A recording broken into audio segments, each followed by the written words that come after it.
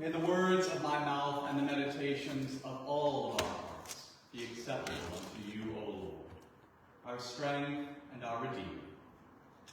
Amen. I give you a new commandment, that you love one another. Just as I have loved you, you also should love one another. By this everyone will know that you are my disciples, if you have love for one another. That's it, that's the sermon. It's hard to expound much on the fundamental expectation of us as followers of Christ. A couple of weeks ago, I shared a sermon that discussed love, specifically in the context of Jesus asking Peter if Peter loved him. I discussed how our English language is a bit less adept than Greek at conveying different types of love. Philia, which is more like affection or friendship, versus agape, which is all-consuming, self-sacrificial love that Christ has for us. The kind of love that tends to describe familial love. In case that's on your mind today, let me say that in this passage, when Jesus gives us the commandment to love one another, he is using the word agape. He is commanding us to love one another with the same love which he showed us, total, all-consuming, familial. One thing we must not overlook when we examine this gospel passage is the placement of these verses in the story told in John 13. When does Jesus give this commandment? At the Last Supper, when Judas had gone out. When we commemorated the institution of the Last Supper at our Maundy Thursday service just over a month ago, this is the part of the gospel we read that evening. And while our lasting impression of Maundy Thursday tend to be the things that we see and experience, the Eucharist, the foot washing, the stripping of the altar, the name given to this observance directs us to where our focus should be. Maundy, mandatum, mandate or commandment.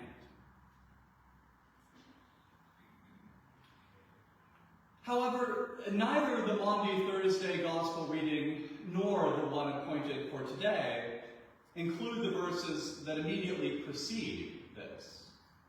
In these verses, John 13, 21 through 30, Jesus is troubled as he announces to the disciples that one of them will betray him.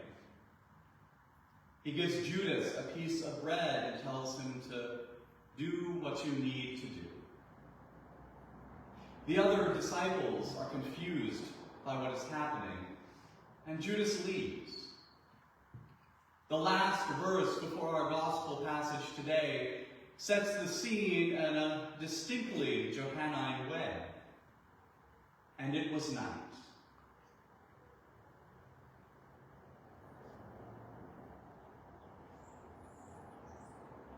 John's gospel emphasizes the themes of darkness and light right from the start. What has come into being in him was life, and the life was the light of all people. The light shines in the darkness, and the darkness did not overtake it. In John 8, Jesus says, I am the light of the world. Whoever follows me will never walk in darkness, but will have the light of life. And in chapter 12, just before today's chapter, he says again, I have come as light into the world, so that everyone who believes in me should not remain in darkness. But here in this moment, just before Jesus gives us the new commandment, it is night. A threshold is crossed. A final rejection is made. and a betrayal is happening somewhere out in the darkness. A betrayal which Jesus knows will lead to his suffering and death. But Judas will not be the only disciple who turns his back on Christ before the end. And our reading ends just before the next stinging revelation. Simon Peter said to him, "Lord, where are you going?" Jesus answered, "Where I am going, you cannot follow me now, but you will follow afterward." Peter said to him, "Lord, why can I not follow you now? I will lay down my life for you." Jesus answered, "Will you lay down your life for me? Very truly I tell you, before the cock crows, you will have denied me 3 times.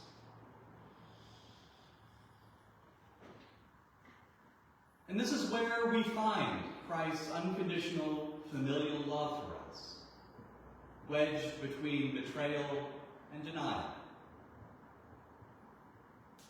We find it in the mundane acts of service for one another, as exemplified by Christ washing his disciples' feet.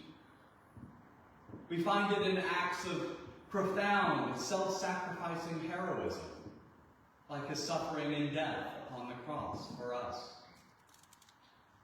And we can find it in every place in between.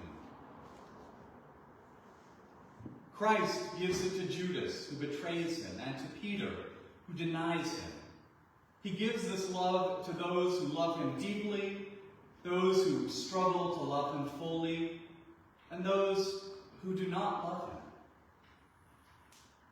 And as John writes at the beginning of this chapter, he loved them to the end, or more appropriately translated, to the uttermost, to the maximum extent possible.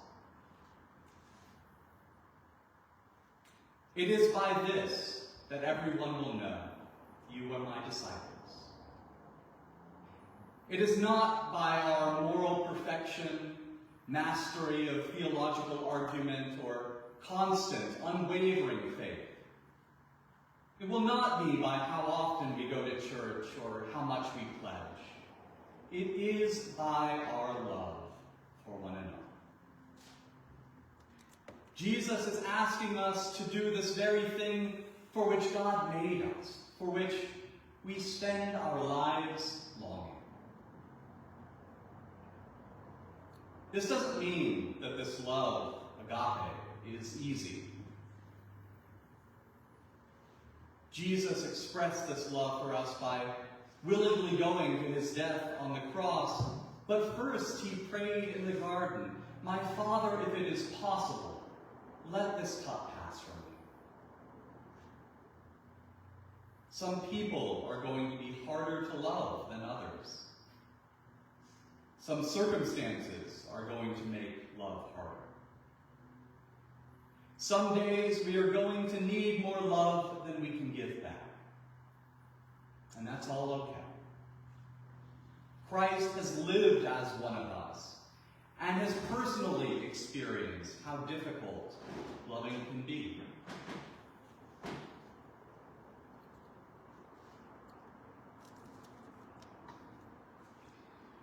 Elie Wiesel, the Holocaust survivor and author of the memoir Night, was 15 years old when the Nazis took him to Auschwitz. His mother and his sister were killed immediately upon arrival. His father was forced into hard labor and was later beaten to death by a guard.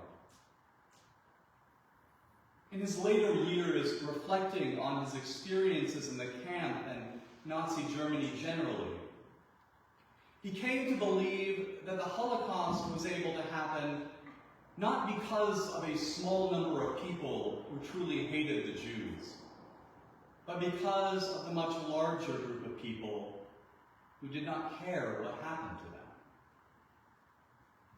He famously said, "The opposite of love is not hate, it's indifference. Indifference, not hate. allows suffering and injustice to persist.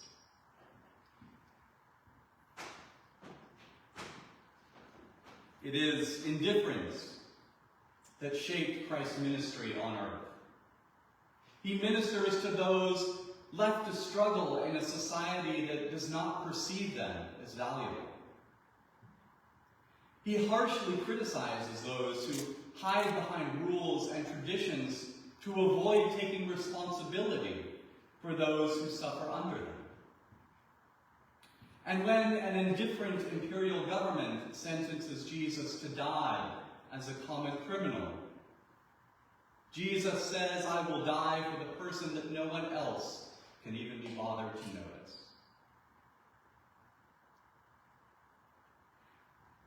Jesus says in John 15 that there is no greater love than to lay down one's life for one's friends.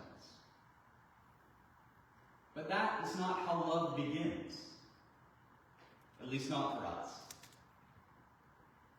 Love starts at recognition, at seeing our humanity reflected back at ourselves through someone else's experience.